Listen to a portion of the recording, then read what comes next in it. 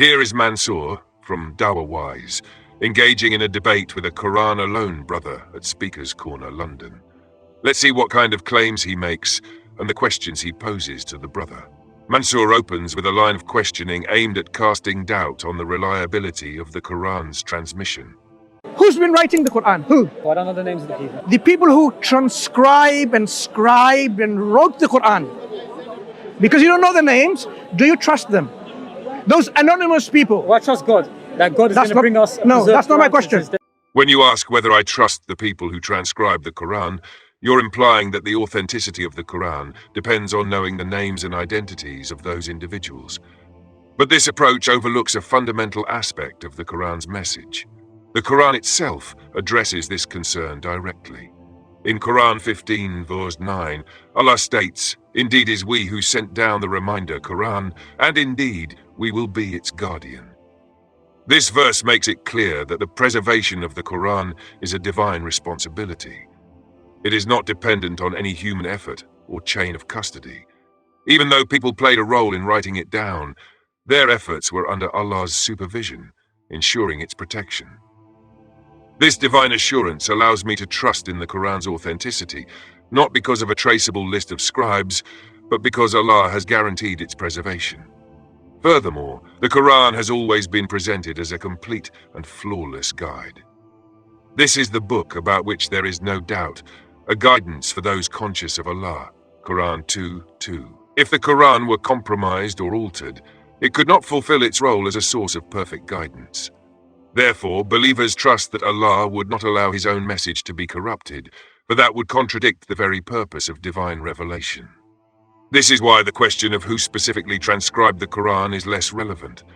What matters is that the Quran has always been protected by Allah, as He has promised. That's not my question. Well, that's what I'm saying. The people who transcribed the Quran, which you have no idea who they are, do you trust them?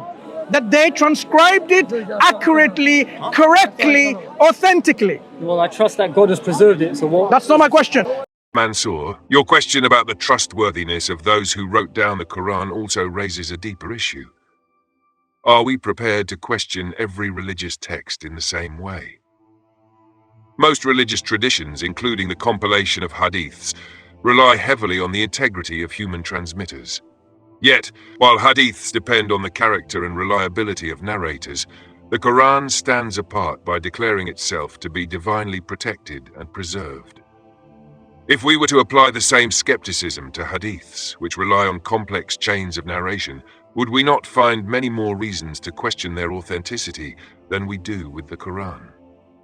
My belief in the Quran's authenticity is not based on knowing each person who transcribed it, but on the divine promise of preservation.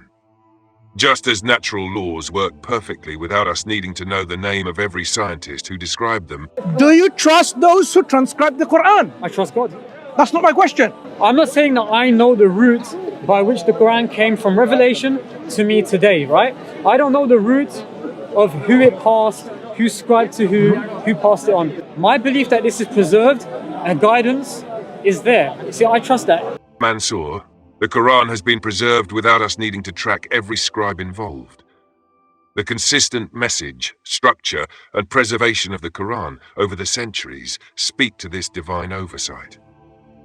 If the Quran had been tampered with or altered, its consistency would have been broken, yet it remains unchanged to this day. If it had been from other than Allah, they would have found within it much contradiction.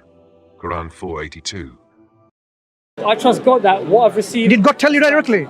In the Quran is written. Oh, so the Quran, look at how circular this reasoning is. Mansur, you're accusing this person of circular reasoning, but it's actually you sectarians who are stuck in this circular trap, relying on secondary sources like hadith to validate the Quran, when the Quran meant to be the primary self-sufficient guide.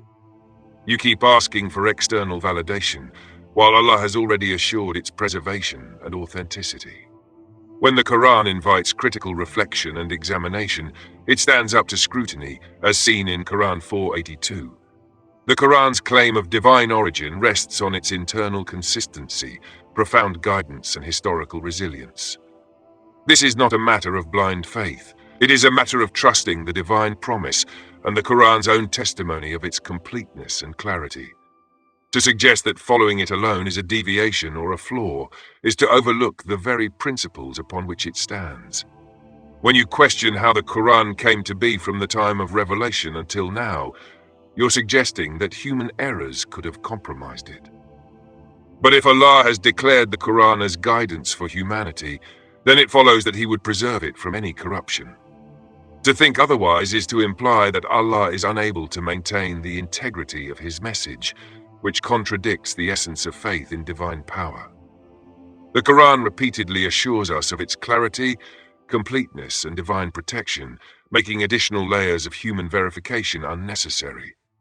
Thus, my trust in the Quran is rooted not in a list of names or a human chain of transmission, but in the divine assurance that this is a flawless message. Its message has remained consistent, accessible, and open to all, unlike other religious texts, which rely on hidden chains of narration and human mediation. The Quran has never been secretive. It has been recited, written, memorized, and studied by millions across different parts of the world for over a millennium, with no significant alterations. That is the preservation of Allah, not just the work of men. Your reasoning seems to suggest that one cannot trust the Quran without tracing its history through every person who ever touched it. But faith in divine words does not operate like trust in historical documents. The unbroken continuity of the Quran's recitation, its profound consistency, and the absence of contradictions over centuries provide ample evidence of its divine preservation. If you cannot trust that God has ensured its authenticity, then you might be questioning God's ability to guide humanity itself. In conclusion, my belief in the Quran is not about knowing every hand that ever wrote it down. It is about trusting that Allah has kept His promise of preservation. The Quran is a book that has stood the test of time, and its consistency is a testament to the divine protection it claims. Allah's assurance is enough for me, as He is the ultimate overseer.